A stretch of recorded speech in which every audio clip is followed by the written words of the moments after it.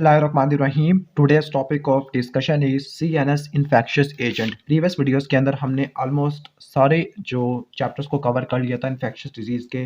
सिर्फ एक चैप्टर रह गया है स्किन और सॉफ्ट टिश्यू वाला, मैं इसको नेक्स्ट वीडियो में अपलोड कर दूंगा।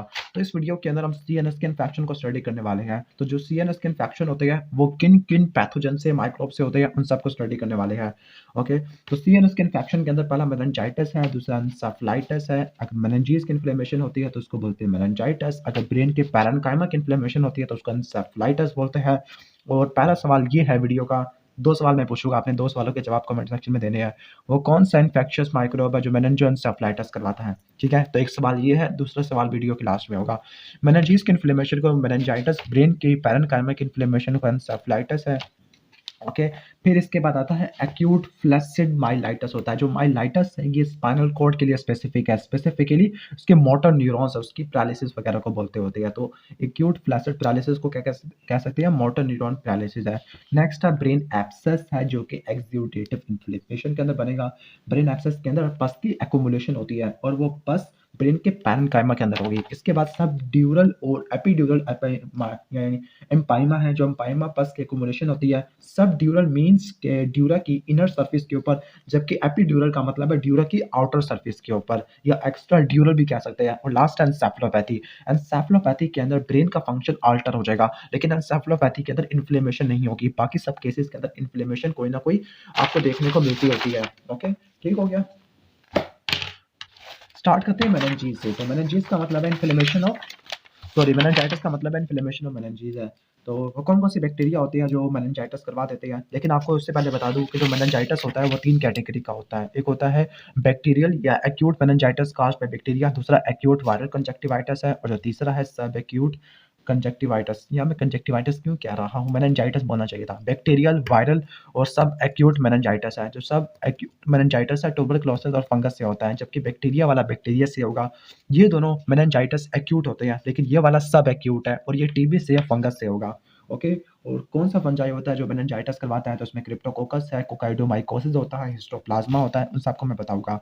नॉर्मली सीएसएफ के अंदर आपको क्या फाइंडिंग देखने को मिलती है? सीएसएफ का प्रेशर तकरीबन 200 मिलीमीटर वाटर से नॉर्मली कम होता है। ओके, सेल्स होते हैं, स्पेसिफिकली हम लिम्फोसाइट्स की बात करते हैं, तो जो लिम्फोसाइट होते हैं वो 0 से लेकर 5 होते हैं। और जो पोलीमॉर्फोन्यूक्लियर न्यूट्रोफिल होते हैं, पोली इसका मतलब क्या है? न्यूट्रोफिल को बता रहे हैं। न्यूट्रोफिल ना होने के बराबर होते हैं। प्रोटीन कंटेंट 45 मिलीग्राम पर 100 क्यूबिक सेंटीमीटर से रिलेटिवली कम होता है। और जो ग्लूकोज कंटेंट है वो 0.6, यानी अगर हम सीएसएफ और ब्लड की रेशियो को देखते हैं तो ये 0.6 से ज़्यादा होती है। लेकिन बैक्टीरिया के केस में और फंगस के केस में क्या क्या चीज़ें होगी? अगर आप एक बात नोट करो कि बैक्टीरिया और सब एक्यूट, अब मैं फंगस वाले को ये सब एक्यूट ही बोलूँगा, तो जो बैक्टीरिया और जो सब एक्यूट है फंगस वाला है, उस केस में जो प्रेशर है सीएसएफ का वो 200 से बहुत ज़्यादा हो गया है। वायरल के केस में प्रेशर इतना ज़्यादा बढ़ता नहीं है। नेक्स्ट देखते हैं बैक्टीरिया और फंगस वाले के केस में पॉलीमॉर्फोन्यूक्लियर न्यूट्रोफिल का तादाद बढ़ जाता है। स्पेसिफिकली इसके अंदर जो बैक्टीरिया वाले में पॉलीमॉर्फो न्यूक्लियर जो न्यूट्रोफिल होते हैं, मैं उसको न्यूट्रोफिल बोलूँगा, तकरीबन 90% से ज़्यादा हो चुकी है न्यूट्रोफिल। और जो लिम्फोसाइट है वो 200 से लेकर 5000 है। ओके, ये किसका बता रही है? ये बैक्टीरिया का बता रहा हूँ, ठीक है। लेकिन अगर आप इसको नोट करते हो सब एक्यूट, टीबी वाले के अंदर, फंगस वाले के अंदर, तो जो पोलिस का तो लिखा नाम ही नहीं लिखा हुआ, लेकिन जो लिम्फोसाइट है वो 25 से लेकर 500 तक होते हैं। लेकिन वायरस के केस में जो लिम्फोसाइट होते हैं वो 100 टू 700 होते हैं, यानी इनके दरमियान में है, ठीक है। इससे ज़्यादा है लेकिन इससे कम होते हैं। प्रोटीन कंटेंट को देखो तो जो प्रोटीन कंटेंट होता है वो 100 से ज़्यादा होता है बैक्टीरिया और टीबी फंगस वाले में, लेकिन वायरस के केस में protein content relatively slight increase होता है, ना होने के बराबर होता है। इसके बाद जो ग्लूकोज का कंटेंट होगा बैक्टीरिया और टीबी वाले के केस में, फंगस वाले के केस में 0.6 से कम होगा, लेकिन वायरस के केस में नॉर्मल होगा। अब ये इसलिए बता रहा हूँ क्योंकि अगर आपको सीएसएफ की कोई क्लिनिकल फाइंडिंग बताएगी तो आपने इसी तरह से डायग्नोस करना कि ये बैक्टीरिया से या वायरस से है, ठीक है। तो पहले आपको बेसिक ओवरव्यू दे दिया है। अच्छा, जो मेनिंजाइटिस होता है एक एक्यूट होता है और एक सब एक्यूट होता है। जो एक्यूट है वो बैक्टीरिया या वायरस से हो सकता है, जो सब एक्यूट है वो बैक्टीरिया से, फंगस से और कुछ वायरस से भी हो सकता है। एक्यूट में जो आता है तो बैक्टीरिया कौन-कौन से है? स्ट्रेप्टोकोकस नमूनियाई है, स्ट्रेप्टोकोकस एगालैक्टाई है, और आपको पता है कि लिस्टेरिया मोनोसाइटोजीन होते हैं, ठीक है। ओके, एसएलई ये न्यू नेट के अंदर डोमिनेट करते होते हैं, जबकि अडल्ट के अंदर मेनिंजोकोकस है, जो यंग चिल्ड्रन के अंदर हीमोफिलस इन्फ्लुएंजा वगैरह हो सकता होता है, ठीक हो गया। बाकी लेस कॉमन पैथोजन के अंदर जो लेस कॉमन होते हैं उसमें बोरीलिया आ जाता है। ओके, तो जो बुर्लिया बर्गलरफोरी है वो कौन सा डिजीज़ करवाता है? तो वो करवाता है lime disease. Okay, lime disease करवाता है। ट्रिपोनिमा पैलिडम जो कि साइफिलस कराता है। साइफिलस आगे primary, secondary, tertiary, latent, congenital, neurosyphilis होता है। ये रिलेटिवली लेस कॉमन काजेस होते हैं। अब वायरस के अंदर आ जाते हैं। वायरस के अंदर जो मेनिंजाइटिस करवाने वाले हैं वो एंटीरो वायरसेस होती हैं। एंटीरो वायरसेस के अंदर इसी वाला एंटीरो वायरसेस के अंदर यहाँ पे जगह खत्म हो गई है। तो जो वायरस होते हैं एंटीरो वायरस होते हैं। जो एंटीरो वायरस है इसमें भी आपने रट्टा मार लेना है CEE। सी से बनेगा कॉक्सिकी वायरस, ई से ईचो वायरस और ई से एंटीरो वायरस 71 होता है। जो एंटीरो वायरस मेनिंजाइटिस है चिल्ड्रन के अंदर काफ़ी ज़्यादा होता है। इसके अलावा हर्पीस सिम्प्लेक्स टाइप 2 है, ये भी मेनिंजाइटिस करवा सकता है। ठीक है, जो कि हर्पीस सिम्प्लेक्स टाइप 1 है वो एन्सेफलाइटिस करवाता है। जब हम एन्सेफलाइटिस पढ़ेंगे ना तो वहाँ पे हर्पीस सिम्प्लेक्स टाइप 1 होगा। मैं आपको अभी से बता देता हूँ, हर्पीस सिम्प्लेक्स टाइप 1 एन्सेफलाइटिस कराता है, जबकि टाइप 2 क्या करवाता है, कंजक्टिवाइटिस करवाता है। अगर वेरिसिला जोस्टर वायरस की प्राइमरी या रीएक्टिवेशन होती है तो इस केस में भी हमें मेनिंजाइटिस देखने को मिल सकता होता है। ठीक है, इसके अलावा कुछ कहते हैं कि जो आर्बो वायरस है वो भी कुछ हद तक मेनिंजाइटिस वगैरह करवा देते हैं, लेकिन जो आर्बो वायरस होते हैं वो टिपिकली एन्सेफलाइटिस वगैरह करवा देते हैं। ओके, जो मम्स वायरस होता है वो भी किसी हद तक मेनिंजाइटिस करवाता है, लेकिन वैक्सीनेशन के बाद अभी खत्म हो चुका है। सब एक्यूट या क्रोनिक के केस में बैक्टीरिया का रट्टा मार लो, माइकोबैक्टीरियम ट्यूबरकुलोसिस है, फंजाई के अंदर क्रिप्टोकोकस कोकाइडियोट्स और हिस्टोप्लाज्मा कैप्सुलेटम है, और वायरस के अंदर HIV आ जाती है। ओके, ठीक हो गया। अब जिस तरह प्रीवियस वीडियो के अंदर मैंने आपको बताया था कि वो कौन-कौन से फैक्टर्स होते हैं जो प्री डिस्पोज़ कर देते हैं निमोनिया के लिए, तो अब मैं बताने वाला हूँ कि अगर वो कोई फैक्टर देगा, सिनेरियो देगा, तो सिनेरियो के अंदर आपने किन फैक्टर को देखने के बाद डायग्नोस करना है। फॉर एग्जांपल अगर वो न्यूनेट का पूछेगा तो न्यूनेट के अंदर जो मेनिंजाइटिस होता है वो होता है SLE से। SLE सिस्टेमिक लूपस एरिथ्रोमाटोसिस नहीं है, बल्कि ये होता है स्ट्रेप्टोकोकस एगलेक्टाई, जिसको ग्रुप बी स्ट्रेप्टोकोकस कहते हैं। ई कोलाई और लिस्टेरिया मोनोसाइटोजीन है। यंग चिल्ड्रन के अंदर अगर पूछेगा तो यंग चिल्ड्रन के अंदर आपने जो इनकैप्सुलेटेड ऑर्गेनिज्म है, इनकैप्सुलेटेड ऑर्गेनिज्म का निमोनिक होता है Shin. Okay, Streptococcus निमोनियाई, Haemophilus influenza और नेज़िरिया मेनिंजाइटिस या मेनिंजोकोकस होते हैं। इसके अलावा एंटीरो वायरसेस भी आ जाते हैं। अगर वो टीनेजर्स का या यंग अडल्ट का बताएगा तो इस केस में आपने जाना है किसके पास, इस केस में आपने हीमोफिलस इन्फ्लुएंजा को छोड़ देना, क्योंकि वो 6 साल तक आगे बच्चों को अफेक्ट करता है। यंग अडल्ट के अंदर ये नहीं आएगा। ओके, और SN आप आ जाओ, स्ट्रेप्टोकोकस निमोनियाई, नेज़िरिया मेनिंजाइटिस, लेकिन जो वायरस होगा वो हर्पीस सिम्प्लेक्स टाइप 2 वायरस होगा। ओल्डर अडल्ट के अंदर, ओल्डर अडल्ट के अंदर तो यहाँ पे लिस्टेरिया आ जाएगा। ओके, यानी जो लिस्टेरिया आता है वो न्यूनेट के अंदर और ओल्डर अडल्ट के अंदर करवाता है। इसके अलावा SN आ जाएगा। ठीक हो गया। ओके, अगर इम्यूनो कॉम्प्रोमाइज्ड इंडिविजुअल है तो जो इम्यूनो कॉम्प्रोमाइज्ड इंडिविजुअल के अंदर जो मेनिंजाइटिस होता है वो किससे होता है, तो इम्यूनो कॉम्प्रोमाइज्ड इंडिविजुअल के अंदर जो मेनिंजाइटिस होता है वो लिस्टेरिया मोनोसाइटोजीन से होता है। ओके, ठीक है, क्लैप्सिला से होता है, लिस्टेरिया मोनोसाइटोजीन से होता है और सूडोमोनास से होता है। प्रेग्नेंट वुमेन है तो प्रेग्नेंट के अंदर भी लिस्टेरिया मोनोसाइटोजीन आ जाएगा। ओके, यानी जो लिस्टेरिया मोनोसाइटोजीन है वो प्रेग्नेंट के अंदर आ रहा है, लिस्टेरिया इम्यूनो कॉम्प्रोमाइज्ड इंडिविजुअल के अंदर आ रहा है, लिस्टेरिया ओल्डर इंडिविजुअल के अंदर आ रहा है और लिस्टेरिया न्यूनेट के अंदर आ रहा है। तो आपने इन चारों कंडीशन को नोट कर लेना। ठीक है, अब इसके बाद मजीद लिस्टेरिया नहीं आएगा। इसके नेक्स्ट है कि अगर CSF लीक होता है, ओके, CSF लीक हो गया है, लीकेज है या स्प्लीनेक्टमी है या सिकल सेल एनीमिया होता है, तो इस केस में जो मेनिंजाइटिस है वो होता है स्ट्रेप्टोकोकस निमोनियाई की वजह से। ठीक हो गया। अगर लेट एक्टिंग कॉम्प्लीमेंट की डेफिशिएंसी है, लाइक जो मैक होता है C5b से लेकर C9 तक, अगर इसकी डेफिशिएंसी है तब नेज़ेरिया मेनिंजाइटिस या मेनिंजोकोकस का इन्फेक्शन होता है और मेनिंजाइटिस जिससे होता है। न्यूरो सर्जरी के बाद जो मेनिंजाइटिस होता है वो स्टाफिलोकोकस ऑरियस से होता है। ओके, अगर वेंट्रिकुलो पेरिटोनियल शंट डाली गई है तो शंट के बाद, वेंट्रिकुलो पेरिटोनियल शंट के बाद जो मेनिंजाइटिस होता है वो स्टाफिलोकोकस एपिडर्मिडस से होगा। ओके, एपिडर्मिडस से होगा।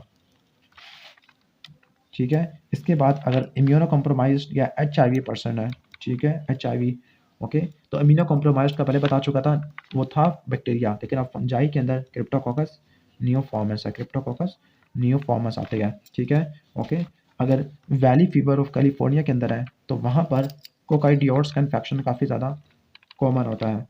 ठीक है, अगर फ्रेश वाटर के अंदर स्विमिंग कर रहे थे तो स्विमिंग के केस में नेग्लेरिया फोलोरी का इन्फेक्शन काफ़ी कॉमन होता है। तो मेरा अगला सवाल यही है कि नेग्लेरिया फोलोरी ये किस ग्रुप से बिलोंग करता है। ओके, नेक्स्ट है मॉस्क्यूटो बाइट है। जो मॉस्क्यूटो बाइट होती है उसकी वजह से आर्बो वायरस होती है। आर्बो वायरस में स्पेसिफिकली वेस्ट नील वायरस होता है, दूसरे आर्बो वायरस हो जाती है। अगर टिक बाइट है तो टिक बाइट में जो मेनिंजाइटिस होता है वो बुरीलिया बर्गडर फोरी की वजह से होता है, और बुरीलिया लाइम डिजीज करवाता है, ठीक है। अगर सेक्सुअली ट्रांसमिटेड है, ओके, सेकेंडरी साइफिलस है, तो सेकेंडरी साइफिलस की वजह क्या होती है? ट्रिपोनिमा पैलिडम होती है, ट्रिपोनिमा पैलिडम। ओके, तो मैंने आपको सारी मेनिंजाइटिस की प्री डिस्पोजिंग कंडीशन बता दी है। जल्दी जल्दी एंसेफेलाइटिस की तरफ चलते हैं। एंसेफेलाइटिस ब्रेन पैरेन्काइमा का इन्फ्लेमेशन होता है, मोस्टली ये वायरस की वजह से होता है। कभी कभार ब्रेन और मेनिंजेस दोनों की इन्वॉल्वमेंट हो सकती है, तब इसको मेनिंजो एंसेफेलाइटिस बोल सकते हैं। तो जो इसके जो कॉजेटिव ऑर्गेनिज्म होते हैं, ठीक है, ओके, वो भी डिपेंड करती है कि कंडीशन कौन कौन सी है। लाइक अगर न्यू नेट है, तो न्यू नेट के अंदर जो इन्फेक्शन होता है वो हर्पीस सिम्प्लेक्स टाइप 2 का होता है, ठीक है। लेकिन अगर वो चाइल्ड है, ओके, ठीक है, और अडल्ट है, तो उसमें हर्पीस सिम्प्लेक्स 1 है। चाइल्ड वो भी 1 साल का, ठीक है। तो चाइल्ड और अडल्ट के अंदर हर्पीस सिम्प्लेक्स टाइप 1 आ जाएगा, ओके। अगर एनिमल बाइट है, तो एनिमल बाइट के अंदर खासतौर पर डॉग्स ने अगर काट लिया है, बिल्ली ने काट लिया, तो इस केस में रेबीज से हो जाता है मेनिंजाइटिस एंसेफेलाइटिस है। अगर मॉस्किटो बाइट है, तो मॉस्किटो बाइट से arthropod borne viruses like arbo virus आते हैं, जिसमें वेस्ट नील वायरस है, ईस्टर्न एक्विन एंसेफेलाइटिस है, वेस्टर्न इक्विन एंसेफेलाइटिस होता है, सेंट लुइन एंसेफेलाइटिस होता है, जीका वायरस है। ये सारे किस कैटेगरी से बिलोंग करते हैं? सारे आर्थ्रोपोड बोर्न वायरस, या जिसको आर्बो वायरस है, उस कैटेगरी से बिलोंग करते हैं। इसके बाद चलते हैं एक्यूट फ्लैसिड माइलेटस की तरफ। तो इसके अंदर जो पैथोजन होते हैं वो एंटीरो वायरसेस होते हैं, स्पेसिफिकली एंटीरो वायरस D68 और A17 है। जो पोलियो होता है वो भी आगे करवा सकता होता है, क्योंकि वो आगे मोटर न्यूरॉन को डिस्ट्रॉय कर देगा। इसके बाद बारी है ब्रेन एब्सेस की। तो जो ब्रेन एब्सेस है, यहाँ पे बहुत सारे बैक्टीरिया आ जाते हैं, लेकिन जो टिपिकल बैक्टीरिया होते हैं वो ओरोफेरेंजियल ओरिजिन के होते हैं। फॉर एग्जाम्पल, ओरोफेरेंस के अंदर आपने पढ़ा था विरिडियन होते हैं। ओरोफेरेंस के अंदर और दूसरे बैक्टीरिया एरोबिक होते हैं, एनारोबिक होते हैं। जो नोकार्डिया होता है वो भी आगे इन्फेक्शन करवा देगा, ठीक हो गया, ओके। जबकि मोनोमाइक्रोबियल वाले केस के अंदर हम स्टेफिलोकोकस ऑरियस को लिख देते हैं। वायरस के अंदर मेनली हम वायरस तो कोई नहीं होता, फंजाई होते हैं, यहाँ पे फंजाई लिखना चाहिए था। तो जो फंजाई होते हैं जो ब्रेन एब्सेस करवाते हैं, ठीक है, तो इसमें एस्परजिलस फ्यूमिगेटस है, ओके, ठीक है। न्यू बॉर्न के अंदर राइनोसेरेब्रल म्यूकोरमाइसिस होती है, किससे होती है? राइनोस ये होती है म्यूकोरमाइकोसिस राइजोपस से होती है, ओके, म्यूकोराइजोपस से होती है। और प्रोटोजोआ के अंदर टॉक्सोप्लाज्मा गोंडी है, ठीक है। मैं इसको थोड़ी अच्छी जगह पे लिखूँ, वरना कबाड़ा मच जाएगा, ठीक है।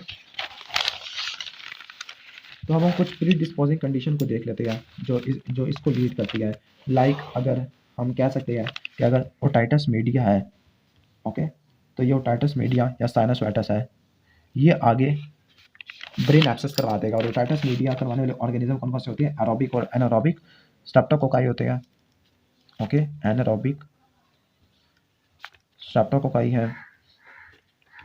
इसके अलावा ग्राम नेगेटिव अरोब के अंदर बैक्टीरियोइड है, प्रोवेटिला है और फ्यूजोबैक्टीरियम है, ठीक हो गया, ओके। अगर डेंटल इन्फेक्शन है, तो डेंटल इन्फेक्शन के अंदर ऊपर वाले ऑर्गेनिज्म तो होंगे, लेकिन इसके साथ एक्टिनोमाइसिस का रट्टा मार लेना, एक्टिनोमाइसिस है, ओके, ठीक हो गया। ट्रॉमा या न्यूरो सर्जरी है, पीछे न्यूरो सर्जरी का मैंने स्टेफिलोकोकस ऑरियस लिखवाया था, ओके। तो ट्रॉमा या न्यूरो सर्जरी है, तो उसमें स्टेफिलोकोकस ऑरियस है, ओके। और इसके अलावा एपिडर्मिडस होता है, क्योंकि कैथीटर वगैरह डालना पड़ेगा, चोट लग गया है, ठीक है। और इसके अलावा एरोबिक और एनारोबिक स्टेफिलोकोकाई होती है। किसी के अंदर अगर न्यूट्रोपीनिया है, तो न्यूट्रोपीनिया की वजह से एस्परजिलस, ओके, तो इसको आप इस तरह से तैयार कर सकते हो। एम से म्यूकोरमाइकोसिस है, ई से बनेगा एंटीरोबैक्टीरियासाई और ए से एस्परजिलस होता है। अगर एचआईवी का इन्फेक्शन है, तो एचआईवी के इन्फेक्शन के अंदर टॉक्सोप्लाज्मा गोंडी है, डिस्टेरिया नोकार्डिया और माइकोबैक्टीरियम। और लास्ट में स्टेफिलोकोकस ऑरियस और विरेडियन वाली कैटेगरी आ जाती है। इसके बाद सब ड्यूरल और एपिड्यूरल एम्पाइमा है, जो कि ग्राम पॉजिटिव कोकाई और प्राइमोटिला इकोलाई से होता है। एंसेफेलोपैथी है, एंसेफेलोपैथी को मजीद 4 में डिवाइड कर देते हैं। प्रोग्रेसिव मल्टीफोकल ल्यूको एंसेफेलोपैथी ये होती है जेसी वायरस से, जबकि एचआईवी एंसेफेलोपैथी एचआईवी से होती है, एड्स डिमेंशिया हो जाता है। क्रूड्सफील्ड जैकब सिंड्रोम और कुरू प्रियन से होता है, जबकि राइस सिंड्रोम इन्फ्लुएंजा बी और वेरिसिला जोस्टर वायरस की एक्टिवेशन से होता है। तो ये हो गया सीएनएस का इन्फेक्शन। अगर वीडियो अच्छी लगी हो तो वीडियो को लाइक कर देना, चैनल पर नहीं हो तो सब्सक्राइब कर देना।